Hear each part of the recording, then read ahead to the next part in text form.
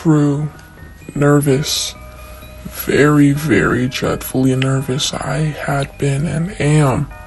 But why will you say that I am mad? The disease had sharpened my senses, not destroyed, not dulled them. Above all was the sense of hearing acute. I heard all things in the heaven and in earth. I heard many things in hell. How then am I mad? Hearken and observe how healthily, how calmly I can tell you the whole story. It is impossible to say how the idea first entered my brain, but once conceived, it haunted me day and night. Object there was none.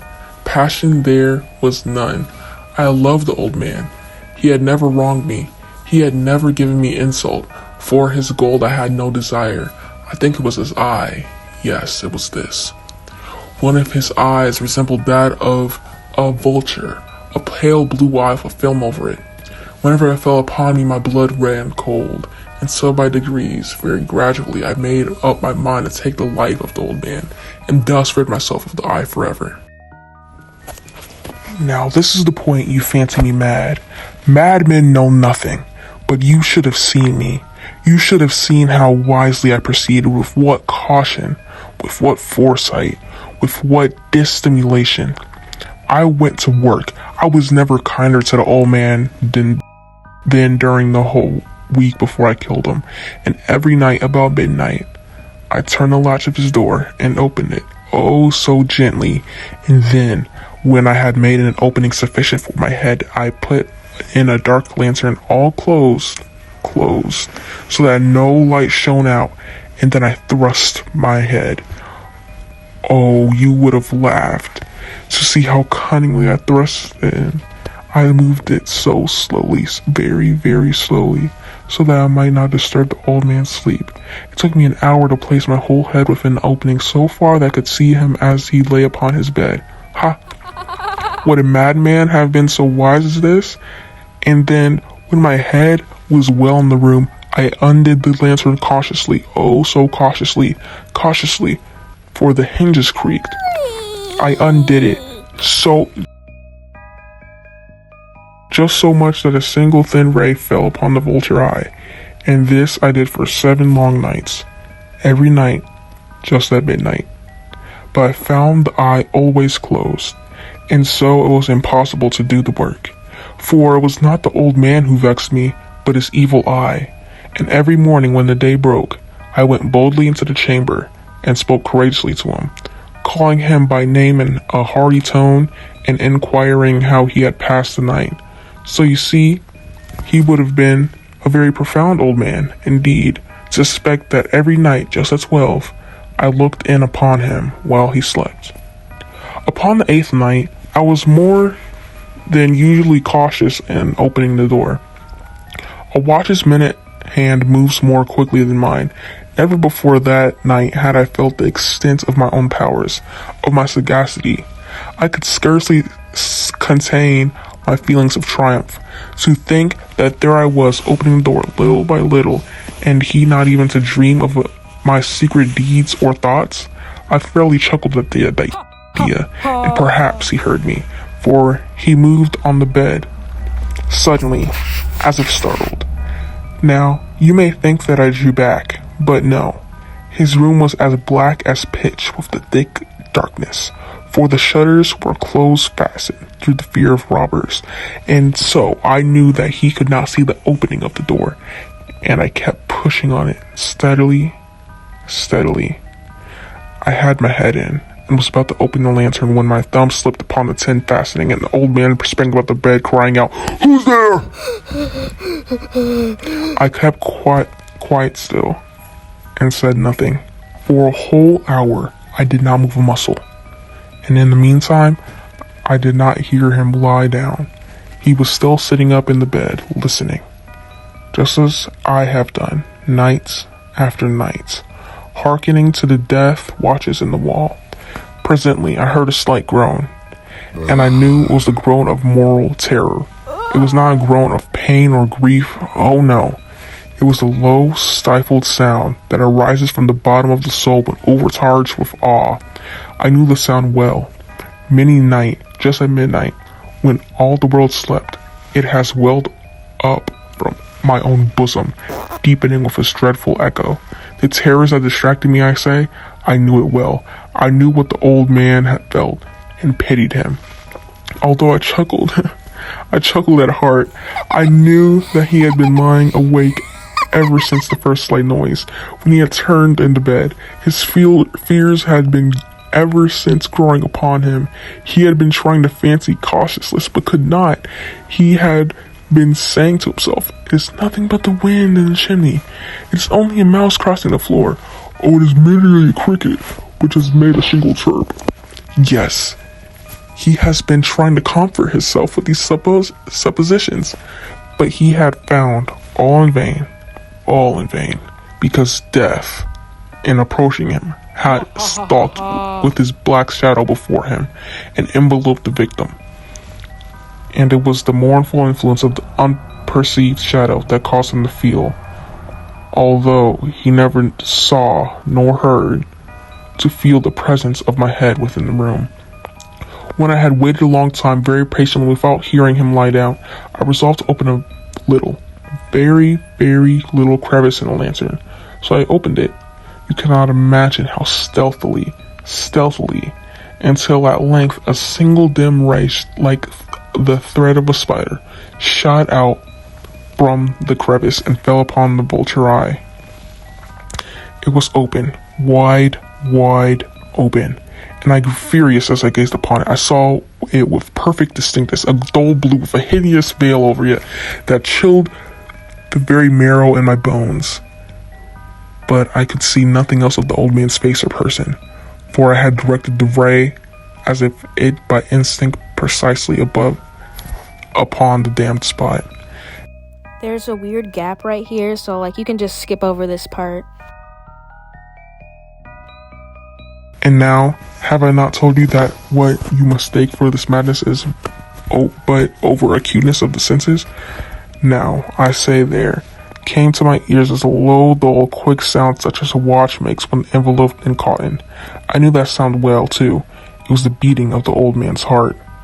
Boom, boom. It increased my fury, as the beating of a drum stimulates the soldier into courage. But even yet, I refrained and kept still. I scarcely breathed. I held the lantern motionless. I tried how steadily I could maintain the ray upon the eye. Meantime, the hellish tattoo of the heart increased. It grew quicker and quicker and louder and louder. Every instant, the old man's terror must have been extreme. It grew louder, I say, louder every moment. Do you mark me well? I've told you that I am nervous, so I am. And now, at the dead hour of the night, I made the dreadful silence of the old man, of that old house.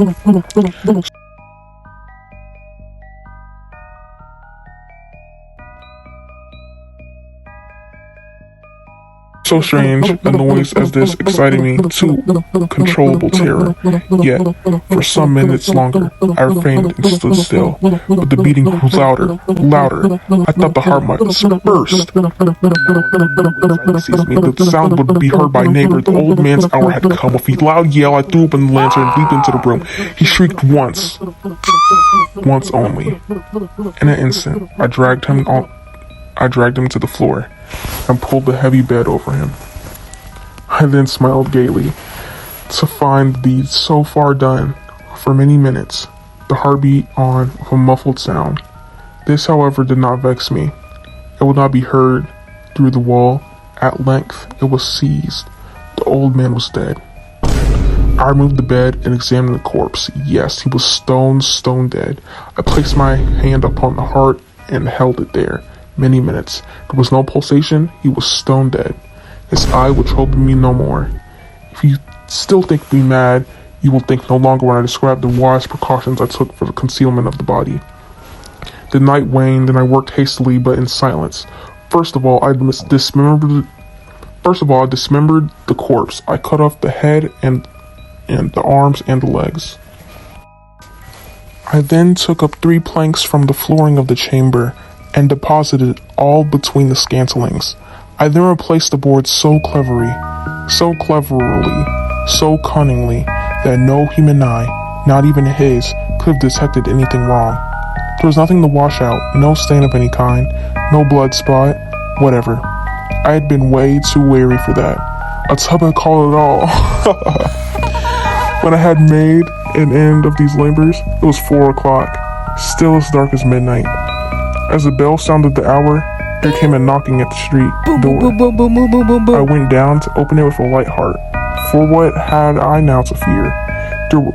There entered 3 men, who introduced themselves with perfect suavity as officers of the police. A shriek had been heard by a neighbor during the night. Suspicion of foul play had been aroused. Information had been lodged at the police office, and they, the officers, had been deputed to search the premises. I smiled. For what had I to fear? I bade the gentleman welcome. The shriek, I said, was my own in a dream. The old man I mentioned was absent in the country. I took my visitors all over the house. I bade them search well. I led them, at length, to his chamber. I showed him his treasures, secure, undisturbed. In the enthusiasm of my confidence, I brought their chairs into the room and desired them here to rest from their fatigues, while I myself, in the wild audacity of my perfect triumph, placed my own seat upon the very spot beneath which reposed the corpse of the victim. The officers were satisfied. My manner had convinced them. I was singularly at ease. They sat, and while I answered cheerily, they chatted of familiar things, but ere long, I felt myself getting pale and wished them gone. My head ached, and I fancied a ringing in my ears, but they still sat and still chatted. The ringing became more distinct. It continued and became more distinct. I talked more freely to get rid of the feeling, but it continued and gained effectiveness. Until, at length, I found that the noise was not within my ears. No doubt, I now grew very pale, but I talked more fluently, and with a heightened voice, yet the sound increased, and what could I do? It was a low, dull, quick sound, much as a sound as a watch makes when enveloped in cotton. I gasped for breath, and yet the officers heard it not. I talked more quickly, more vehemently, but the noise steadily increased. I arose and argued about trifles in a high key with violent gesticulations, but the noise steadily increased. Why would they not be gone? I paced the floor to and fro with heavy strides, as if excited to fury the observations of the men. But the noise steadily increased. Oh God! What could I do? I foamed, I raved, I swore. I swung the chair upon which I had been sitting and grated upon the boards. But the noise arose all over and continually increased. It grew louder, louder, and still the men chatted pleasantly and smiled. Was it possible they heard not? Almighty God, no, they heard. They suspected, they knew, they were making a mockery of my horror. This, I thought, and this, I think. But anything was better than this agony. Anything was more tolerable than this derision. I could bear those hypocrite smiles no longer. I felt that I must scream or die. And now, again, hark! Louder! Villains! I shrieked. Dissemble no more! I admit the deed. Tear up the planks. Here. It is the beating of the hideous heart. Thank you all so much for listening. Miss Martin, if you're watching this right now, I really tried my hardest, and I hope I get a good grade on my project. Thank you all so much. Like and subscribe.